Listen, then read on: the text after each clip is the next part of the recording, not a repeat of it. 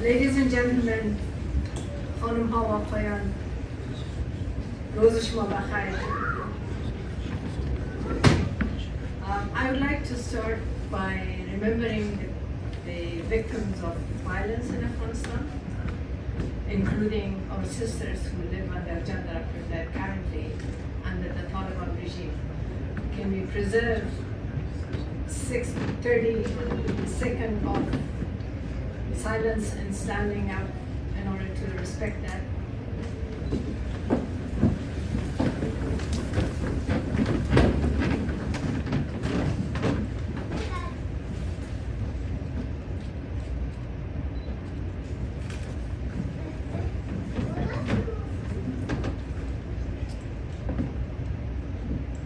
Thank you so much.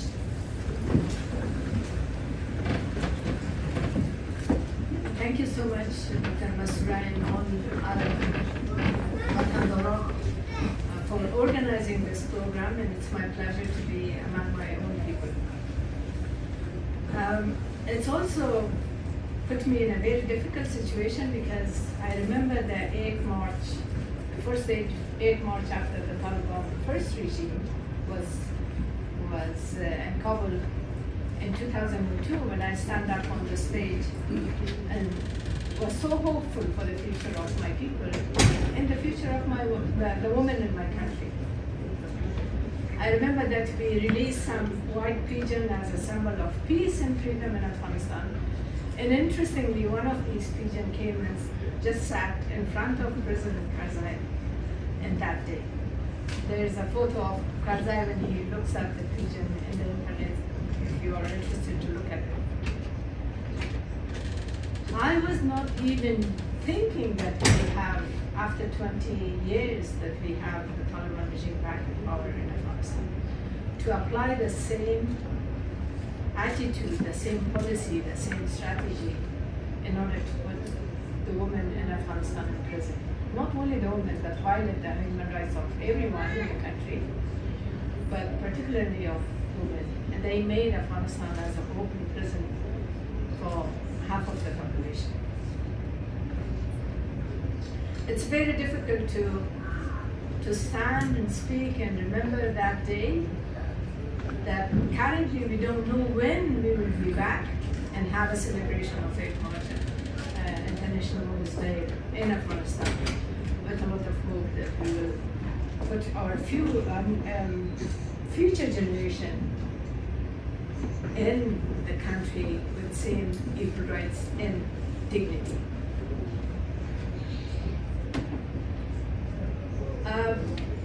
I think we all know, I don't need to tell the people, because everybody who is in this room most probably are the one who already converted to equality and human rights, that in any society, in any family, when you put half of the family member, or particularly when you put mother in lower position, in inferior position, you already create the discrimination and conflict within that house, within that household. So you cannot expect peace and sustainable development and sustainable peace in that country, because it's not possible. You put the seed of conflict, put the seed of inequality and injustice within each household. And you put the mother in a position that not have the equal right and the equal dignity as you are. So that is really something that we all know, and that's what we have the situation in Afghanistan. And I keep saying that unfortunately, we had some mistakes, although they mentioned that I was the first Minister of Women's Affairs, and then I was the chairperson of Afghanistan Independent Human Rights Commission. In the last 20 years, with all the mistakes that we had a lot of achievement also. There were a lot of mistakes, there's no doubt. That's why we are failed. And I keep telling people that maybe I was part of the failure, and I believe that all of us, we were part of the failure, because we did not really take We did not take the accountability and justice and rule of law in the country seriously.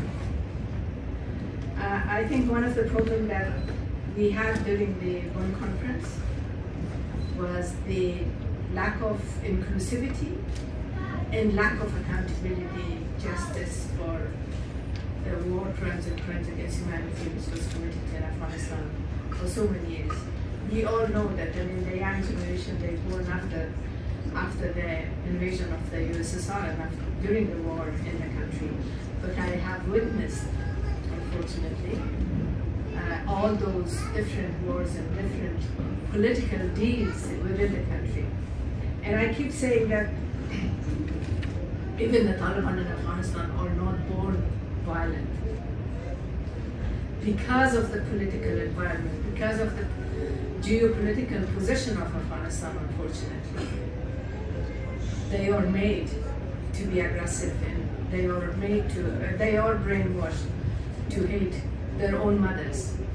Because if you put your own mother in an inferior position, who you are.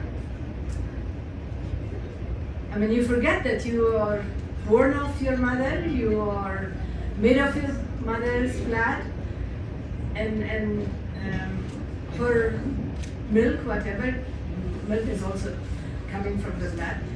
But how can you be a superior and better person than your mother? So that is what is missing in Afghanistan, unfortunately. And I need to mention that we were not like this. I gone to co-education school 60 years ago in very conservative part of the country. I grew up in Helmand and I studied co-education school in the country. When I gone to school, the school uniform was skirt and socks. And nobody was forcing us to wear our scarf. We were going to cinema, we were going to park, we were walking on the street, we were going to shop. But currently our sisters in Afghanistan cannot do anything. They cannot go to park. And more importantly, they don't have access to education. And why there are restrictions on women's education or equality education, because it's not only for women, because the education that the boys get in the country is not quality education. It's radicalized, and it will be more difficult and more problematic for the future of Afghanistan. So there is a dilemma that you want the girls to go to get that kind of education and the boys to continue to get that kind of education, and then we will continue to fight for a generation to breed, to stand as a human being, to have the equal rights for ourselves. So I think Afghanistan is the only country in this planet with official ban on girls' education and women's education beyond 6th grade. And Afghanistan is the only country in this planet who doesn't have a constitution. When I say that we have a lot of achievement, we have equal rights in the constitution. For the first time in our history, we add the word woman in the constitution in 2004. For the first time in the history, Shias in Afghanistan had the right to exercise their personal status law. For the first time in Afghanistan, we criminalized domestic violence. Otherwise, it was actually accepted as a family and private matters. Nobody was really dealing with it. We established a lot in this regard. But suddenly they took the power after 20 years, and I think again, it is collective failure of all of us, the Afghan government, Afghan people, international community, and the United Nations. We replaced the Taliban, which was removed from power in 2001, and brought a newer Taliban with same mentality but maybe different faces in power in August 2021. And now I think I'm concerned because they are trying to normalize the situation, and there are a few things that they keep telling us. One, they keep saying that the Taliban brought security.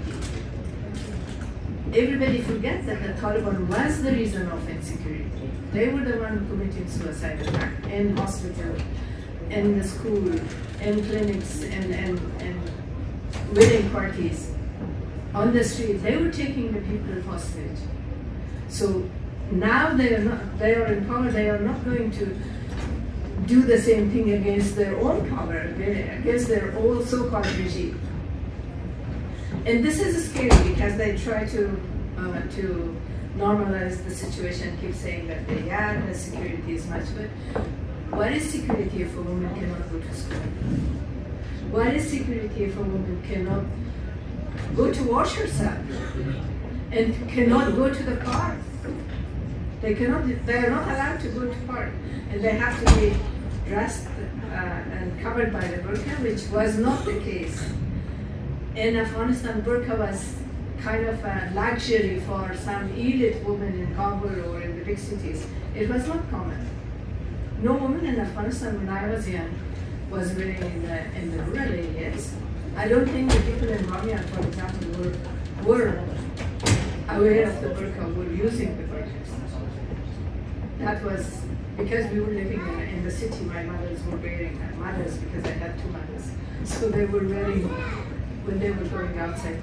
But with that burqa, they were going to cinema. Can you imagine? That today we cannot talk about it. And the second point that it is really concerning and scary is that they are saying that the Taliban reduced corruption. The Taliban did not reduce corruption. First of all, the amount of money which is going from outside to Afghanistan, the aid money, is reduced, of course. Secondly, they don't really see how much people pay for simple, everyday issues in the country. If you just look at the price of passport in Afghanistan may be around $100, the price, the official price, but people buy from the black market $2,500. And this is not really reduction of corruption. And they pay ransom for every single simple things, for any paper if they want. The third point that they also keep saying that the Taliban reduced the production of opium, the cultivation of opium, which is true, they reduced the production and cultivation of opium, but they increased the price of opium. They already had a lot of it in stock. But if they are good, if they are against the drug, why they were encouraging all the farmers to produce opium during the 20 years that when they were fighting against the government, against the international forces in Afghanistan? And also there is an increase in the amphetamine production and trafficking. Amphetamine is much easier. They can produce in a room like this. They don't need a big field and they don't need a lot of water to irrigate them. So I think amphetamine, it's enough report of the United Nations drug control that how much amphetamine increased in the country. Also in the area. The fourth point that they keep saying that Taliban's are reality of the country and accepted or respected by the people. They are reality of the country, but they are not all of the country. We are also the reality of that country. And if you remember the day of the evacuation, the days of the evacuation, it was 2 weeks or so, how people were running and how they were still trying to get out of the country. How they faced harassment and violation of their rights in Pakistan, in Iran, in Turkey, and other countries. And how many of them, young men and women, are dying on the road in order to escape the Taliban regime. Why every day you have behind the passport issuing department in every province, thousands of people, and they are harassed, they are beaten up by the Taliban, but they still want to get passport in order to get out of the country. So I think it's unfortunately injustice when they say all these points, that they brought security, they reduce opium, they reduce corruption, and they are accepted by the people. If they are accepted by the people, why are they not going to be legitimized by the people of Afghanistan? Some of the Taliban members stand during the election in 2005 to come to the parliament. They did not win. The first Taliban regime Minister of Foreign Affairs was one of them, Mutawakkil. He stand for election in Kandahar. He did not win. The other Minister of Vice President from Logar, he stand for position. He did not gain. Did not get it. So I think the problem what is existing in Afghanistan, unfortunately, is particularly the women's rights, is not a problem only for us, people like me, or we have the young Afghans here. It is a problem of every household. And I think it's a problem of humanity. And it does need an attention, because it doesn't stay in our body. We already see the sign of patriarchy in our neighboring countries, in other countries. Some people in this country is trying to say that Taliban has much better policies. Ladies and gentlemen, good afternoon and happy International Women's Day. Without women at the table of power, there will be no justice, no peace, no democracy.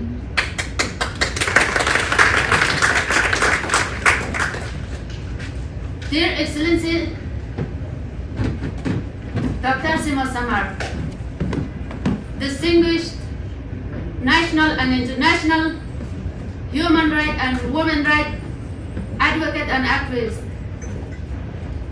Attorney Mr. Josh, Professor Patty, Professor Jane, Professor Karen Shaheen, honorable guests and all participants, greetings and assalamu alaikum wa rahmatullah.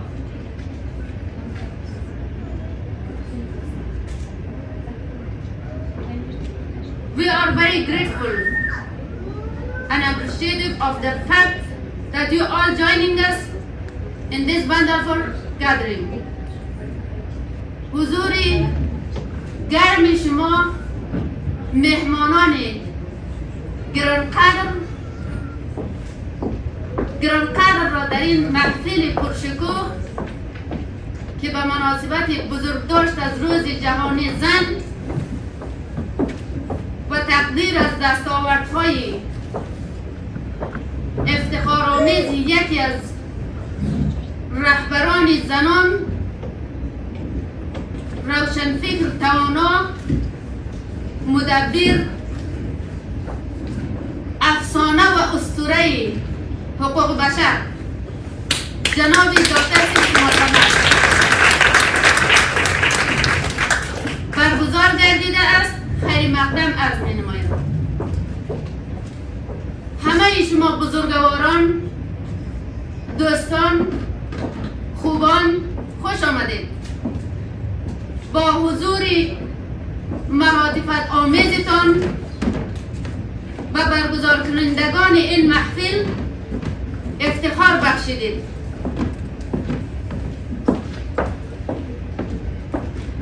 It is my great pleasure to open this ceremony and welcome you to this significant event celebrating International Women's Day. Today we are extremely pleased and honored to have Dktrsimasmr, Afghanistan legendary lady, Afghanistan legendary human rights champion, as the special guest and main speaker in our event. International Women's Day is an extraordinary day.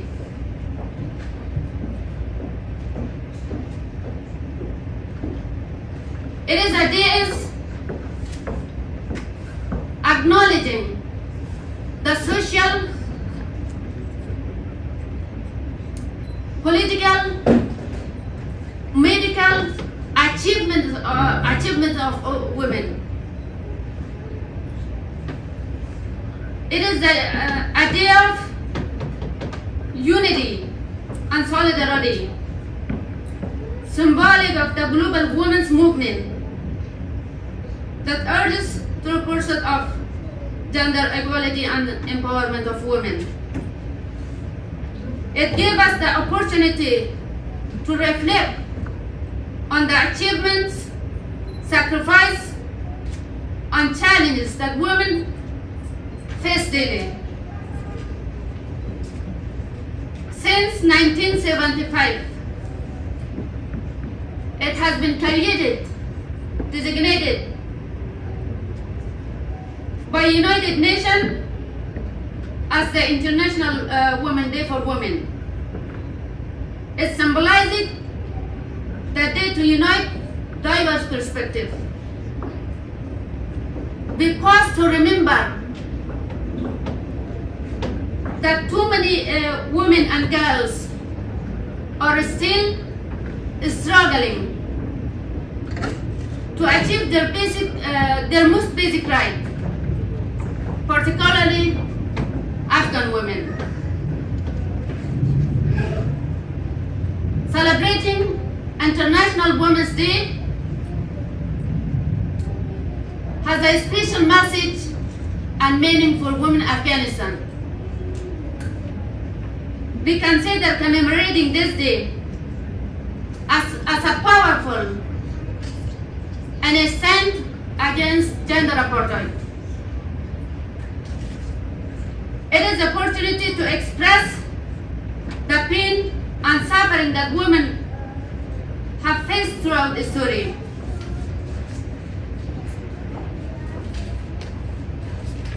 Currently, Afghan women are facing many problems, which words cannot fully reflect them. It is not easy. For example, how can I express the suffering of women and girls who are denied the right to education? Since August 2021, Afghan women have been deprived of all basic and fundamental rights.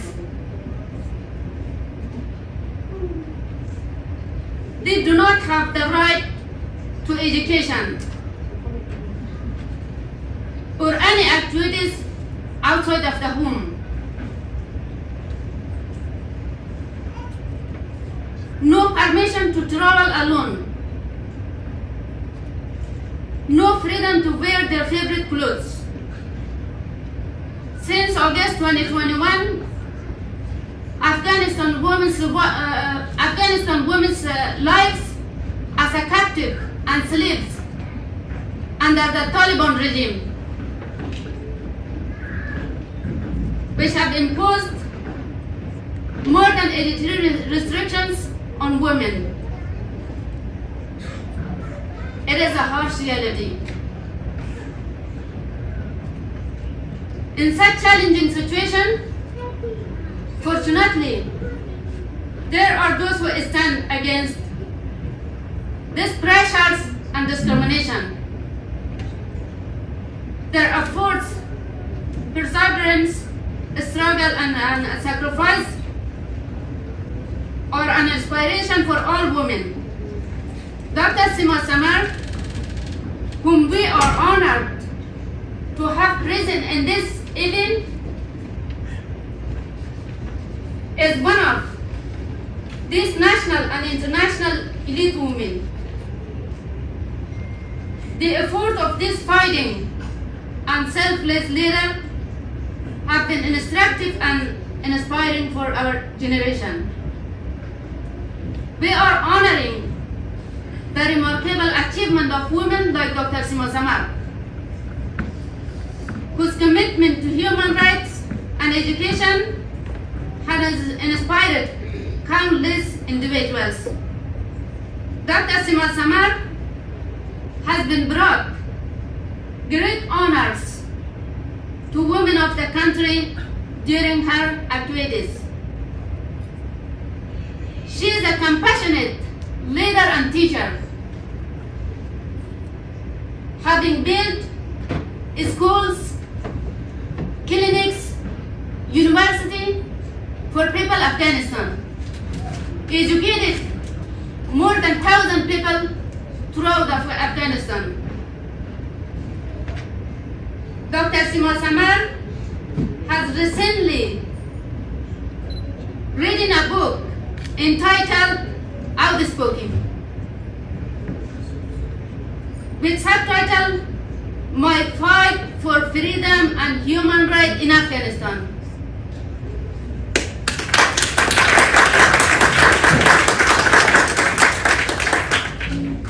Which is another honor for Afghanistan women. We consider International Women's Day as a good opportunity to celebrate the great and honorable achievement of this scientist lady. Despite all challenges, we are very pleased that our society has developed as exemplary and outstanding personalities. In this opportunity to celebrate the remarkable achievement of an elite personality, we do not forget the suffering and pains of the women in our society that they endured in the last 2 years, especially in the recent months. As you are aware, a large number of Afghanistan women, particularly Hazara community girls, were kidnapped and harassed in a purposeful, organized manner under various pretexts and excuses. We strongly condemn such behavior of Taliban groups toward Hazara people. Unfortunately, with this critical situation, the United Nations and other legal organizations merely watching the pain of women in Afghanistan. They didn't take any concrete action to support women in Afghanistan. We expect the international community to pay serious attention to this issue. The Hazara society as a whole is struggling with all kinds of problems that affect their identity. These people usually subjected to genocide from 1.5 centuries ago. For example, a research report conducted by 2 American researchers recently published by a bar association of this country confirmed that Hazara people have been subjected to genocide since the ruling of Amir Abdurrahman Khan. We expect that the United Nations community should accept this request of these 2 researchers and recognize the genocide of Hazara people. We also support the report of Mr. Richard Bennett, the United Special Report on the situation of Afghanistan women, especially Hazara community women. I will take the chance of this gathering. Let us unite in solidarity with Afghanistan women, amplifying their voice and advocating for their rights and freedom. We call upon the international community to impose targeted sanction against the Taliban and refuse to recognize the Taliban, holding them accountable for their inhuman policy toward women. The Taliban's atrocities against women, it is a crime against humanity. We demand the international community's intervention to force the Taliban to open education institutions for Afghanistan women. در پایان تشکر و سپاسگزاری میکنم از دوستان و یارانی که در این 2 هفته شبانه روز همکاری کردند و در تدبیر این محفل با ما صمیمانه همکاری کردند. ما قلباً تشکر میکنم. Once again, a warm welcome to each distinguished guest and happy International Women's Day to all. Thank you.